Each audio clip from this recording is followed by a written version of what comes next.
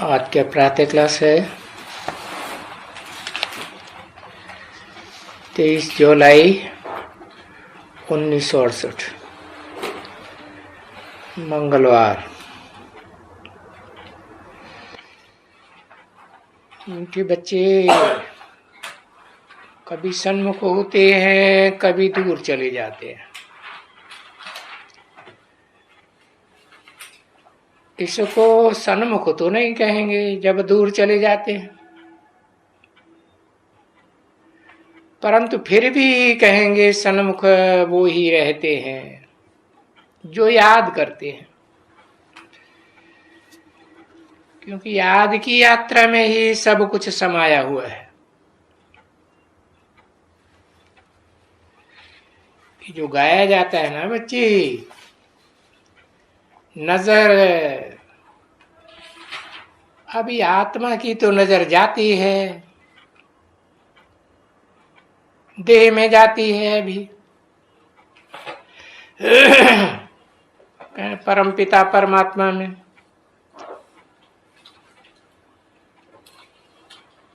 और तो उनको कुछ अच्छा ही नहीं लगता है। जो याद में रहते हैं,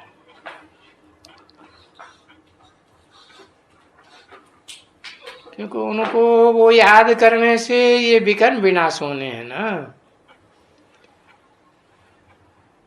तो कितनी अपने ऊपर खबरदारी रखनी चाहिए कि जन्म जन्मांतर के 63 जन्मों के पाप कर्म हैं, देह अभिमान में आकर के कितने पाप किए,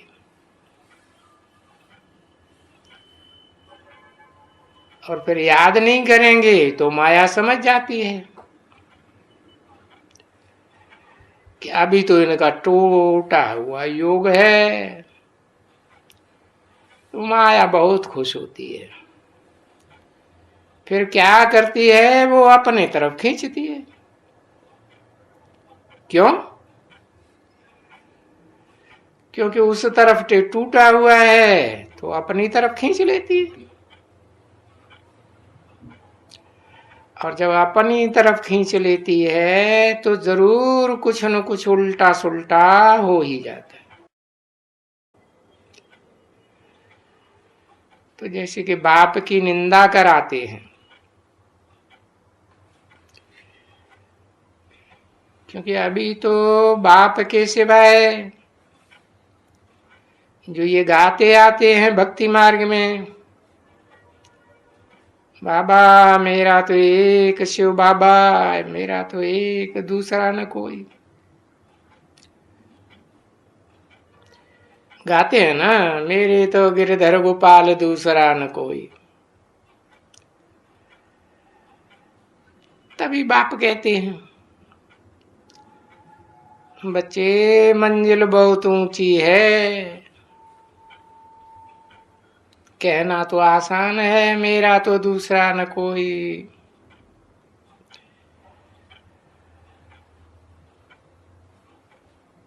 काम करते हो तो बाप को याद करना है, ये फिर है ऊंचे ते ऊंची मंजिल। क्योंकि काम तो देह की इंद्रियों से किया जाता है, और देह में, देह भान में, देह की इंद्रियों में भरा हुआ है देह भान। तो फिर काम करते बाप को याद करने की बहुत प्रैक्टिस चाहिए, अच्छी तरह से। नहीं तो कोई न कोई हालात में, कोई न कोई स्थिति परिस्थिति में कुछ न कुछ निंदक बने ही जाते हैं, निंदा करते हैं। उल्टा काम करने से निंदा होती है बाप की। फिर गाया हुआ है, क्या गाया हुआ है, सदगुरु निंदक ठौर न पाए। सदगुरु की निंदा कराने वाला हुआ,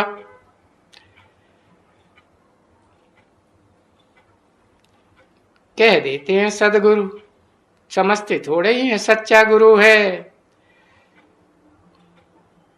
तो गाते हैं एक सदगुरु निराकार अकाल मूर्त, जिसको कोई काल खा नहीं सकता। अब समझो निंदा कराने वाले कोई झगड़ते हैं, लड़ते हैं आपस में, तो वो कहेंगे घर में क्रोध है। तो यहां बड़ी खबरदारी रखनी होती है। अगर कोई चाहे कि मैं इतना ऊंच पद पाऊं, कितना ऊंच पद? जितने ये विश्व के बादशाह,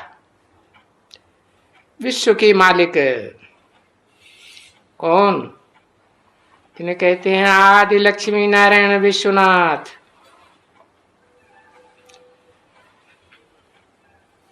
तो इतना ऊंच पद पाऊं तो जैसे भक्ति मार्ग में कहते थे, मेरा तो एक फिर दूसरा न कोई। सो भी कैसे? तो फिर बाप समझाते हैं, अपने गृहस्थ व्यवहार में रह करके, यानी ये प्रैक्टिस करनी है। बाबा ऐसे नहीं कहते कि अभी किसका वो सब हो गया है संपूर्ण,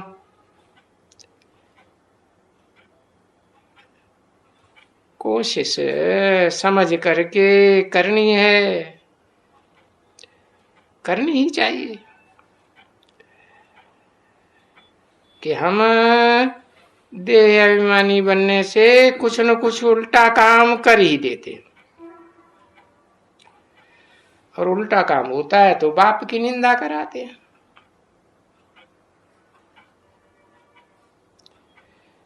तो बाप भी कहते हैं कि ऐसे सदगुरु की निंदा कराने वाले, वो जो सन्यासी लोग ठौर कहते रहते हैं ना, वो तो झूठी बात के, उनके पास कौन सा ठौर है?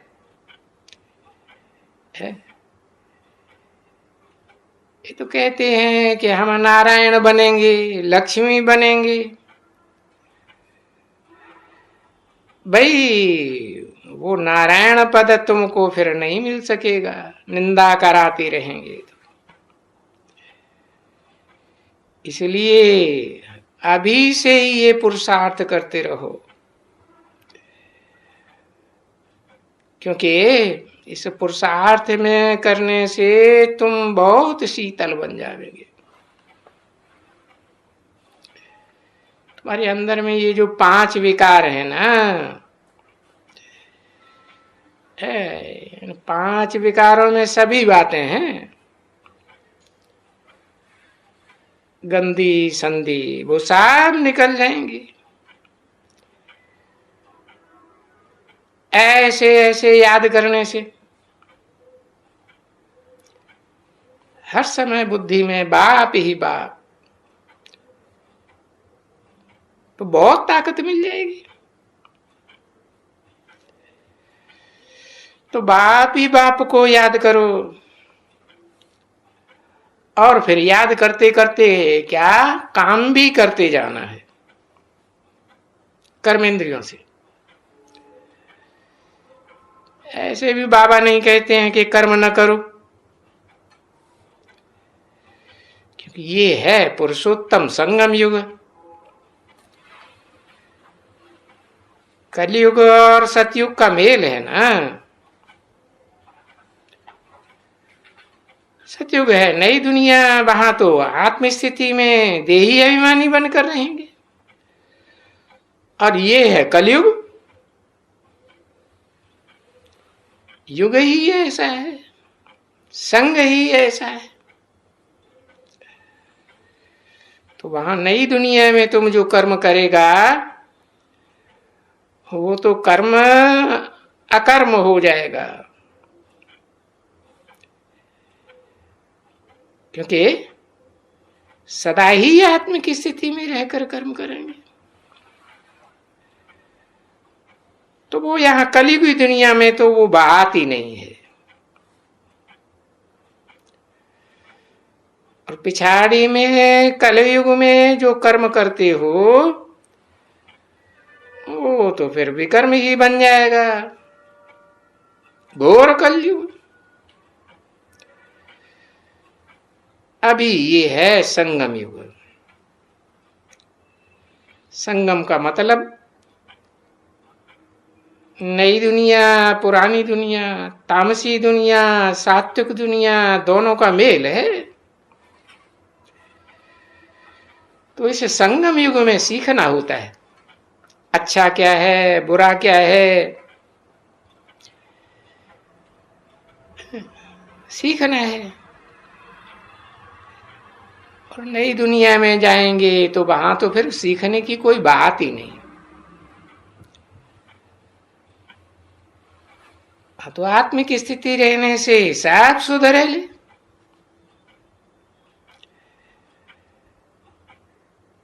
यहाँ की सिखावट वहां साथ में चली जाएगी। तो इस पुरुषार्थ में बहुत भारी मंजिल है। बहिर्मुखता अच्छी नहीं होती है, और बाप जो सिखाते हैं इसको तो कहा ही जाता है अंतर्मुखता। अंतर्मुखी भव, अंदर ही अंदर मनन चिंतन मंथन चलता रहे। क्योंकि वो समय तो आएगा ना बच्चे, जबकि तुमको कुछ भी कोई ये बैठ करके ये भाषण नहीं सुनने का है, न सुनने का है न करने का है। फिर सारा काम, सारी सेवा कैसे होगी?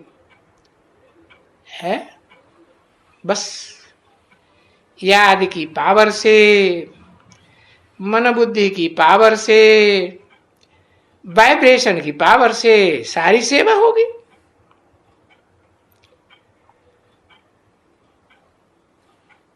तो न मुख से भाषण करना है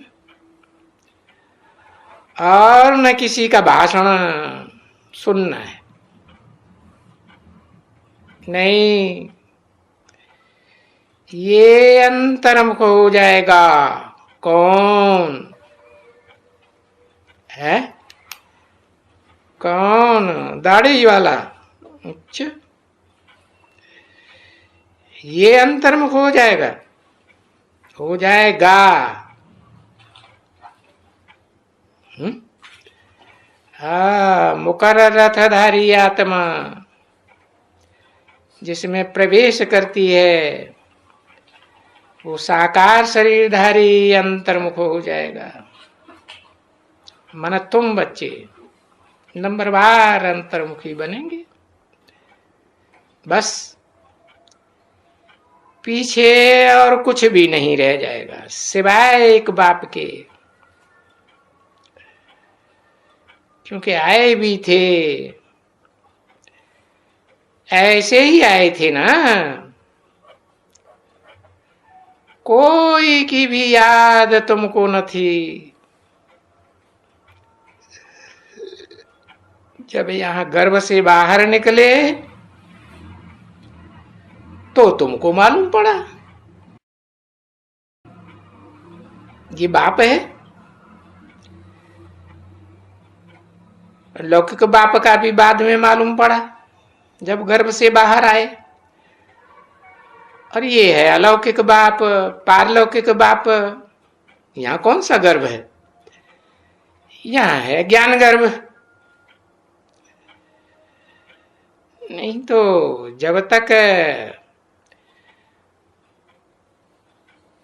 गुप्त गर्भ से बाहर नहीं आते हैं तो मालूम थोड़ा पड़ता है कि ये हमारी मम्मा है, ये फलाना है। नहीं मालूम पड़ता है तो कहेंगे अज्ञान। जानवर मिसल बन जाते हैं। तो अभी जो जाते हो तो भी इस हालत में जाना पड़े कि हम सिर्फ एक बाप का है। क्या है? दूसरा कोई संबंध नहीं, हम एक बाप का बच्चा। वो हमारा बाप, हम उसका बच्चा। दूसरा कोई भी संबंध बुद्धि में नहीं आना चाहिए। हो बाबा तुम्हारे पुरुषार्थ की मंजिल बताए देती है। भले ये पुरुषार्थ पूरा होने में अभी टाइम तो बहुत पड़ा है, परंतु शरीर के ऊपर तो कोई भरोसा नहीं है ना बच्चे। तो कोशिश करके ट्रायल करते ही रहना चाहिए है। अरे बाहर तो बाहर, घर में भी शांति होनी चाहिए। घर में कोई भी क्लेश वगैरह नहीं होना चाहिए।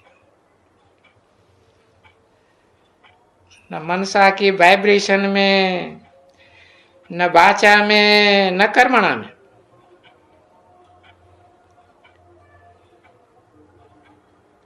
तो घर में भी शांति होनी चाहिए। घर में कोई भी क्लेश वगैरह नहीं होना चाहिए। क्यों? क्योंकि आजू बाजू वाले भी तो देखेंगे ना, देखेंगे इनके घर में कितनी अशांति है। चिल्लाना बिल्लाना और कुछ भी नहीं, तो भी अशांति तो कहेंगे ना बच्चे। और तुम बच्चे रहते हो शांत, क्योंकि बाप से पहला पहला वर्षा तो तुम शांति का लेते हो ना।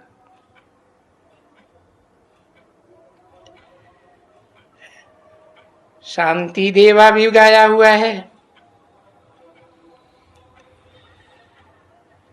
तो वो शांति देवा बाप को याद करते करते शांति का वर्षा आ जाएगा।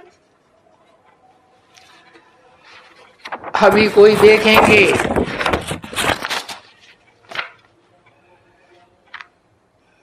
क्योंकि तुम बीच में हो कांटों के जंगल में। ऐसे नहीं है कि फूलों के बगीचे में हो, सुखदाई आत्माओं के बीच में हो, सारी देवात्माओं के बीच में हो। एकदम नहीं, एकदम कांटों के बीच में हो। अब कांटों की दुनिया से ही, वहां से ही तुमको फूल बनना है।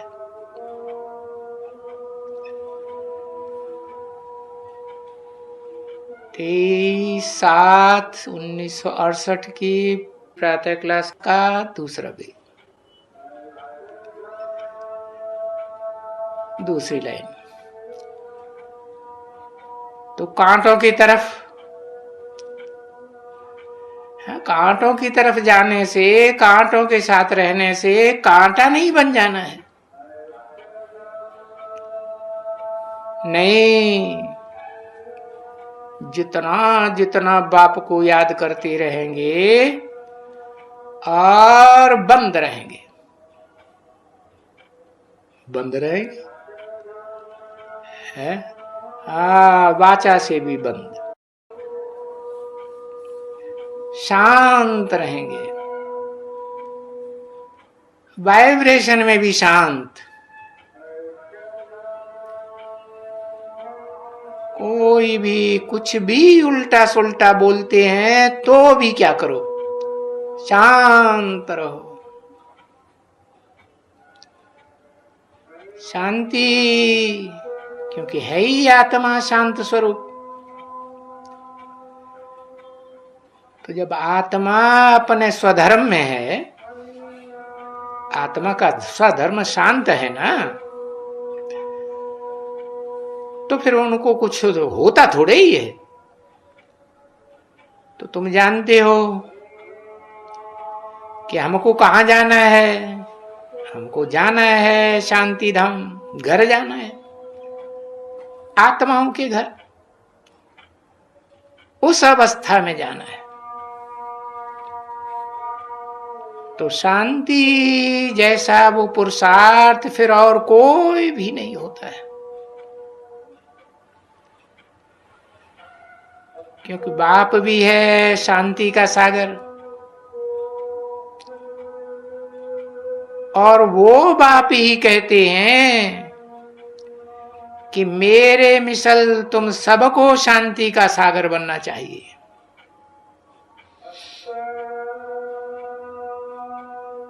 ऐसे तो सागर एक ही है, फिर अनेक खंडों में बटा हुआ है ना, छोटे बड़े नहीं। हाँ, तो नंबरवार सागर बनना चाहिए। वाहियात बातें, फालतू बातें, यहाँ की झरमुई, वहां की झगमुई, हे तो ढेर सारी बहुत नुकसान कर देती है, करती और फिर कराती है। और फिर अपने बाप जो डायरेक्शन देते हैं कि बच्चे ऐसी बातें नहीं करना चाहिए, अगर ऐसी बातें कहीं होती हैं तो शांत कर देना, ठीक है।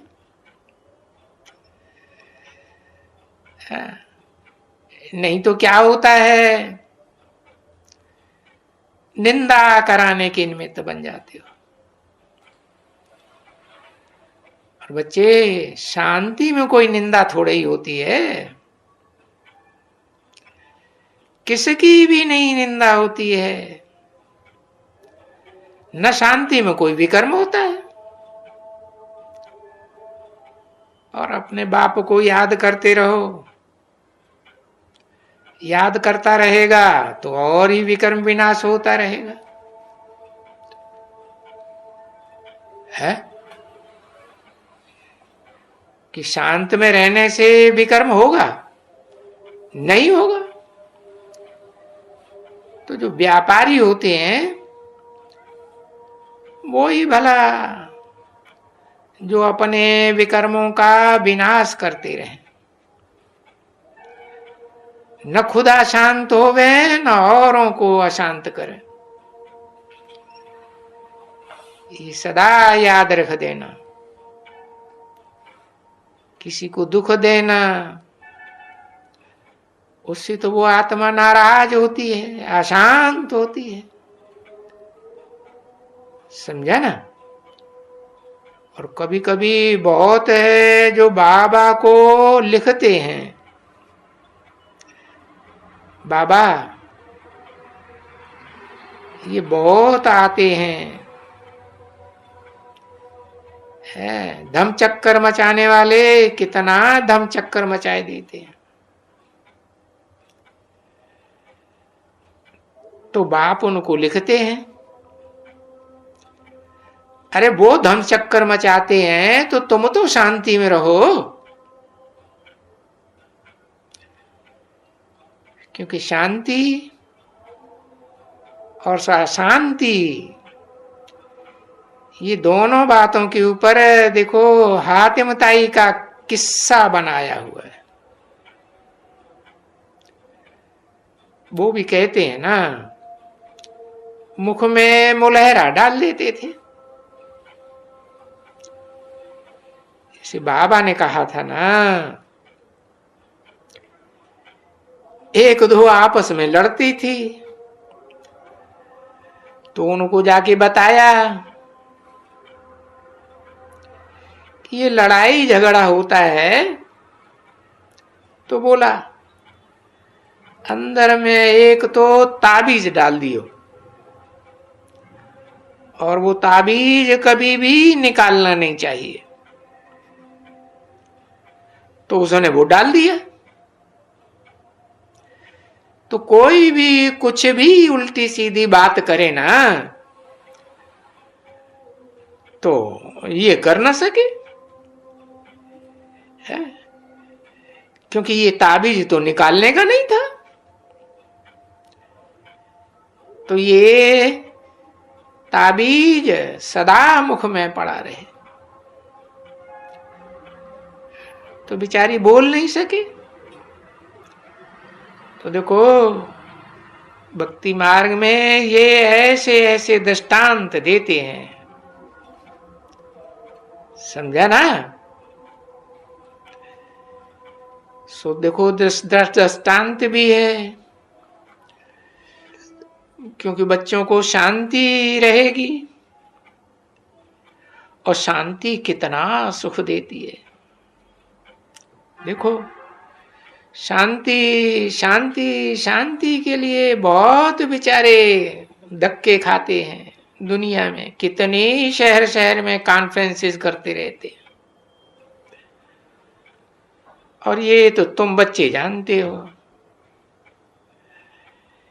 कि बाबा हमारा बहुत मीठा बाबा शांति का सागर है बरोबर। उन कॉन्फ्रेंस आदि मीटिंग आदि करने से कुछ नहीं होगा।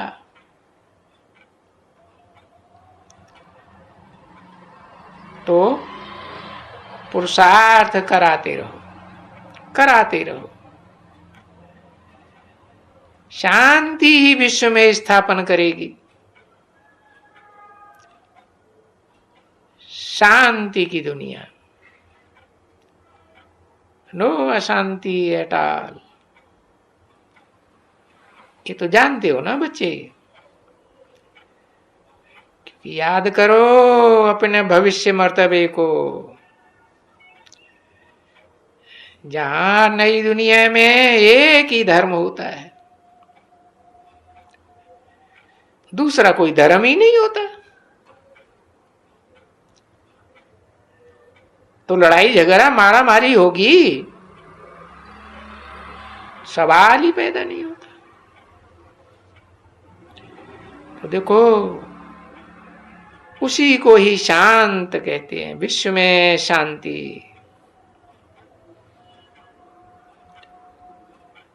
ये जो दुनिया में अशांति फैली हुई है ना, कि कब से फैली हुई है? मनुष्यों के पास 2500 साल की हिस्ट्री है। अशांति की हिस्ट्री है या शांति की है? अशांति की। अनेक धर्म हैं, अनेक राज्य हैं, अनेक भाषाएं हैं, अनेक कुल हैं, अनेक जातियां हैं, कि एक है? अनेक हैं, इसलिए अशांति। तो बाप आए हैं ऐसी दुनिया बनाने के लिए जहां एक धर्म, एक राज्य, एक भाषा, एक कुल, एक मत, सबकी एक मत। ऐसी दुनिया में होगी विश्व में शांति। ओम शांति।